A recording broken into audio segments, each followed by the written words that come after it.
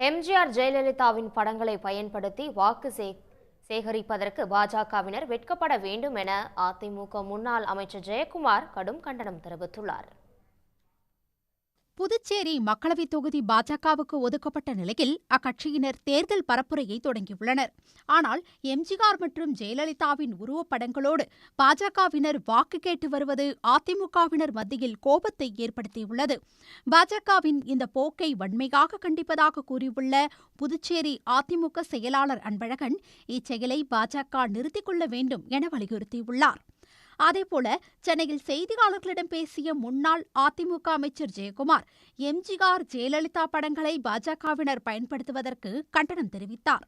தமிழ்நாட்டில் திமுக அதிமுக இடையேதான் போட்டி எனவும் பாஜக தேர்தல் களத்திலேயே இல்லை எனவும் ஜெயக்குமார் கூறினார்.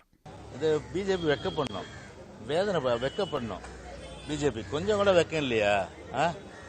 எதுக்கு எங்க தலைவரை நீங்க முன்னிலைப்படுத்தா? உங்க தலைவர் மேலே உங்களுக்கு நம்பிக்கை இல்லை. உங்களுக்கு தலைவர் படத்தையும் அம்மா படத்தையும் போட்டு நீங்க ஓட்டு வாங்கலாம்னு சொல்லிட்டு இப்படிப்பட்ட ஒரு கீழ்த்தரமான ஒரு அரசியலை இன்னைக்கு பிஜேபி கையில் எடுத்திருப்பது அவர்களுடைய தலைவர்கள் மேலே அவருடைய நம்பிக்கை இல்லைன்றதுதான் இன்னைக்கு காட்டுது. இன்னைக்கு அதனால இது கண்டனத்துக்குரிய விஷயமாகவும் இது போன்ற மலிவு விளம்பரங்களை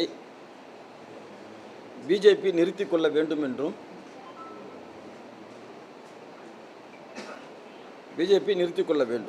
மத்திய அரசால் புதுச்சேரி மாநிலத்திற்கு மாநில அந்தஸ்து உள்ளிட்ட மாநில உரிமைகளை இதுவரை வழங்காததாலும் வேறு வழி இல்லாமல் குறுக்கு வழியில் எங்கள் தலைவர்களுடைய படத்தை பிரசுரித்து வாக்கு கேட்பதை எந்த ஒரு அதிமுகவின் அடிமட்ட தொண்டனும் இதை ஏற்றுக்கொள்ள மாட்டான்.